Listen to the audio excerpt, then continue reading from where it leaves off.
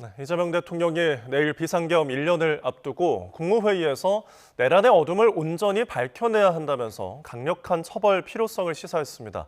또 우려가 커지고 있는 쿠팡의 개인정보 유출 사태에 대해 엄중한 책임을 강조했는데요. 취재기자 연결합니다. 정인용 기자, 이 대통령의 비상계엄 관련 발언부터 전해주시죠. 네, 우선 이 대통령은 국무회의에서 지난해 12월 3일 국민 집단지성이 빚어낸 피치혁명이 내란의 밤 어둠을 몰아냈다고 말했습니다. 이를 거쳐 탄생한 국민주권정부는 지난 6개월간 국민 삶 회복과 국가 정상화에 전력 투구해왔다고 평가했습니다.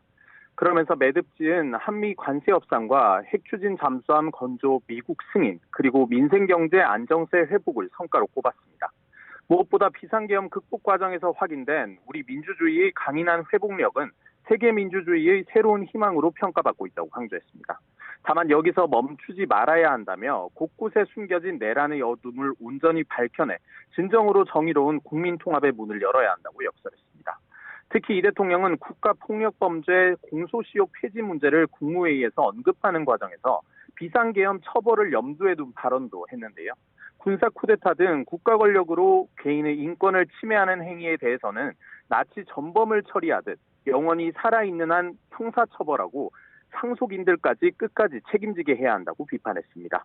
이 대통령은 내일 내란청산 시민 대행진 행사에도 참여하기로 했는데 비상계엄 책임자와 가담자 단죄를 강조한 거란 해석이 나옵니다.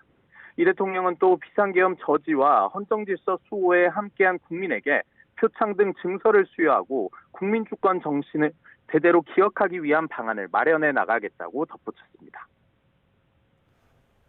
네, 이 대통령도 쿠팡과 관련해서 언급을 했죠. 네, 이 대통령은 국무회의에서 국내 최대 전자상거래 업체인 쿠팡에서 개인정보 유출 사고가 발생해 국민 걱정이 많다고 말했습니다.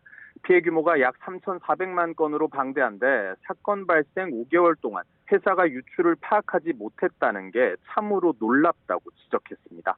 지난 6월부터 고객 정보 탈취 시도가 있었던 만큼 쿠팡이 이를 뒤늦게 인지한 걸 질타한 걸로 풀이됩니다. 이 대통령은 이어 사고 원인을 조속하게 규명하고 엄중하게 책임을 물어야 한다며 유출 정보를 악용한 2차 피해를 막는 데에도 가용수단을 총동원해달라고 지시했습니다. 또 해외 사례들을 참고해 과징금을 강화하고 징벌적 손해배상 제도를 현실화하는 등 실질적 대책을 마련하라고 주문했습니다. 앞서 강훈식 대통령 비서실장 역시 어제 해당 제도가 제대로 작동하지 않고 있다고 언급했는데 이 대통령이 여기에 힘을 실은 걸로 보입니다. 현재 징벌적 손해배상은 기업의 중과실과 피해자의 구체적인 손해가 입증돼야만 물릴 수 있어서 실효성이 낮다는 지적이 제기되고 있습니다. 대통령까지 이 문제를 거론하고 나선 만큼 관련 법 개정은 물론 피해자 보상 등에도 속도가 붙을 거란 전망이 나옵니다. 지금까지 용산 대통령실에서 전해드렸습니다.